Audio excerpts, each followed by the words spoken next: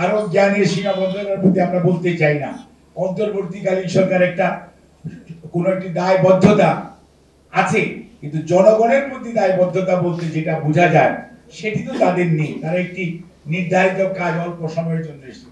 কাজে unit two যার প্রতি মানুষের বিশ্বাস আছে ডক্টর মোহাম্মদ ইউনূস স্যার, কাজেই ওই ইস্যুটার জন্য আপনারা ওই বিএসএসএনএমডির বিরুদ্ধে ওনার বারান্দায় মিছিল করার দরকার নাই। You go meet with their chief advisor to ask him why he is there or he should not. Either he will be there or he should not be there. আরে ভাই, জাতীয় প্রেস ক্লাব, বিএফইউজে, ডিইউজে, আপনারা যদি চান অন্তর্বর্তীকালীন সরকার দেশের মত প্রকাশের স্বাধীনতা, গণমাধ্যমের স্বাধীনতা, এগুলো নিয়ে কথা বলবে কার সাথে? এত সংস্কার দরকার।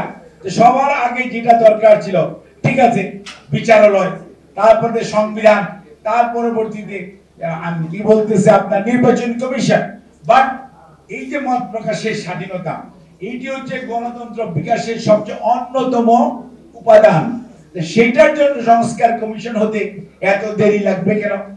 এটা তো ইউনূস স্যারকে আপনাদের ওই অ্যাডভাইজারের সাথে দেখা করার দরকার নাই। Go and meet with the chief adviser, go and meet with the former delegation and go and meet with the chief advisor, and you go sit with that Dr. Mohammad Yunus. তাহলেই দেখা যাবে যে yes, এটা mail down করবে। Otherwise যে যেটা বুঝে না, এখানে তো সরি টু সে কারো জ্ঞানের সীমাবদ্ধতার প্রতি আমরা বলতে চাই না। অন্তর্বর্তীকালীন সরকার একটা কোন একটি দায়বদ্ধতা আছে, কিন্তু জনগণের প্রতি দায়বদ্ধতা বলতে যেটা বোঝা যায় সেটি তো তাদের নেই। তারা একটি নির্ধারিত কাজ অল্প সময়ের জন্য এসেছে।